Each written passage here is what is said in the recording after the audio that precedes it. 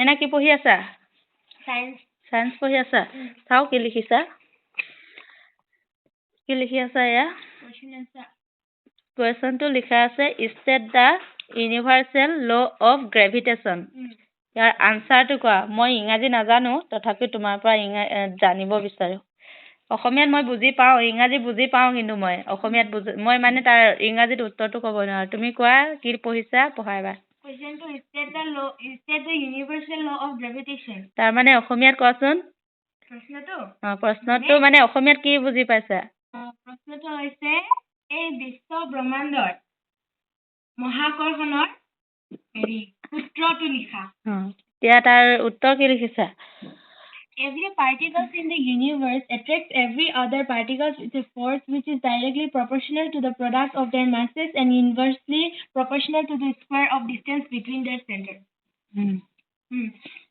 তাৰ মানে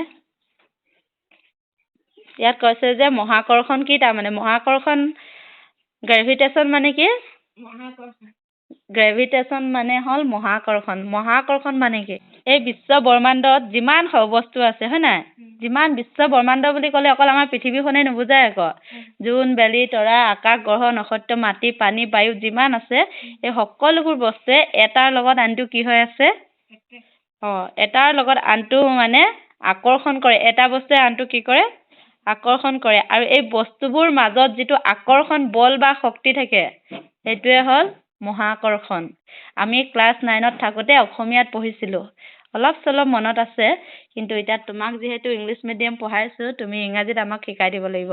আৰু ইংৰাজী অকণমান জনাটো প্ৰয়োজন, কাৰণ কেতিয়াবা ইংৰাজীটো খুব প্ৰয়োজন হৈ পৰে। পাৰ্টিকলছ আছে, মানে এই পৃথিৱীত মানে বিশ্ব ব্ৰহ্মাণ্ডত যিমানো পাৰ্টিকলছ আছে, সেই গোটেইখিনি ইটো সিটোৰ লগত এট্ৰেক্ট হৈ থাকে এটা ফৰ্চৰ সৈতে মানে। এই বিশ্ব ব্ৰহ্মাণ্ডৰ প্ৰতিটো বস্তুৱে আন এটা বস্তু কি কৰে?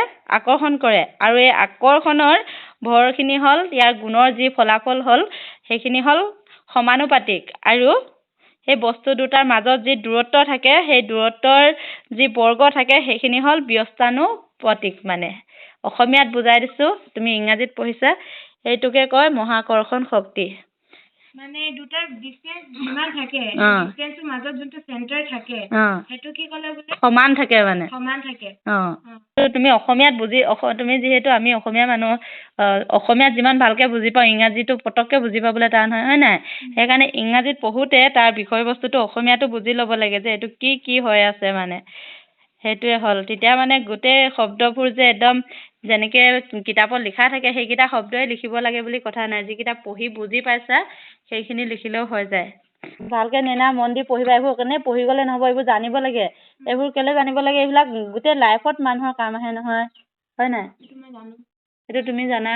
মই ক্লাছ 10লৈকেহে পঢ়িছিলোঁ যদিও আমি যেতিয়া 9-10ত পঢ়িছিলোঁ, সেইখিনি আমাৰ মনত আছে। কিন্তু এতিয়া ইংৰাজীত নাজানিব পাৰোঁ। মই সেইকাৰণে কৈছোঁ সেইদিনাখন এক্সাম খতম হৈ লওক কিতাপখিনি আনিম, কাৰণ হেৰি হয় নাই, এতিয়া যদি ভালকৈ পঢ়িব নাপালোঁ, পাছত পঢ়িম। পাছত পঢ়িবা। এইখিনি এক্সাম দিবলৈ কিতাপ নপঢ়ো হয় নাই? এক্সাম দিবলৈ কিতাপ পঢ়িব নালাগে। এক্সাম দিবলৈ কিতাপ পঢ়িব নালাগে। কিতাপখন পঢ়িব লাগে, কিতাপখনৰ পৰা জানিবৰ কাৰণে। আৰু সেইটো কথা নকলেও মোৰ মাইণ্ডত সেইটোৱে আহে। সেইটো তোমাৰ মাইণ্ডত আহে, হয় নাই? নহয় বাৰু? গৰু আগত বিন বজাই দিলোঁ, শুনিলি? বিনৰ এতিয়া তাঁৰ ছিঙিলেও ছিঙ, খুৰ মগজত ভৰালেও ভৰা, লৈ মুখস্থ কৰিলেও কৰ, নিজৰ কথা। এতিয়া কষ্ট কৰিবি, গোটেই লাইফ টাইম এনজয় কৰিব পাৰিবি। আৰু এতিয়া কষ্ট নকৰিবি নহয়, মৰাৰ লগে মানে হাগিবলৈও সময় নাপাবি। ভৰিৰ ওপৰত ভৰি তুলি খাবলৈ চেষ্টা নকৰিবি মুঠৰ ওপৰতে। এতিয়া যদি ভৰিৰ ওপৰত ভৰি তুলি খাবলৈ চেষ্টা কৰ নহয়, গোটেই জীৱনটো মানে কাম কৰি খাব লাগিব। আৰু এতিয়া যদি কষ্ট কৰ নহয়, ভৱিষ্যতৰ দিনত ভৰিৰ ওপৰত ভৰি তুলি খাবলৈ পাবি। কথাখিনি দিমাগত ভৰাই থৈ দিবি, নহ'লে মই নাযাওঁ যা।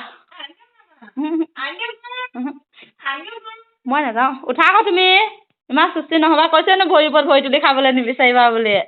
যিমান কাম কৰিবা, সিমানে জীৱনত সফল হ'ব পাৰিবা। হ'ব দে, অকণমান দেৰি পাছত কৰিম দে, 5 মিনিট পাছত, এনেকৈ নহয়। কম্বল থৈ দিম না।